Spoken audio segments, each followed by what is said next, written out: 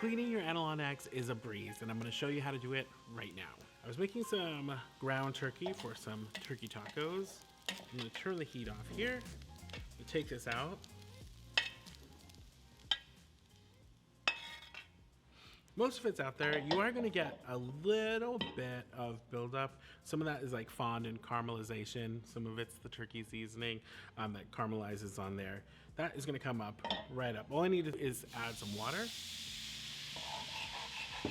I'm using a metal utensil because it's metal utensil safe. And I'm just going to scrape the mesh.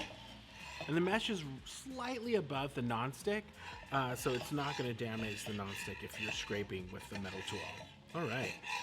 Yeah, so all that's come up. Normally, if you wanted to, if you're making like chicken or salmon or something, you could use that as like a pan sauce. But this one we're just going to clean.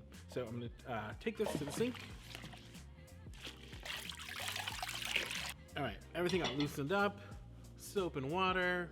If you want to, you can put it in the dishwasher, but there's no need because everything has come right up and you are ready for your next cooking adventure with AnolonX.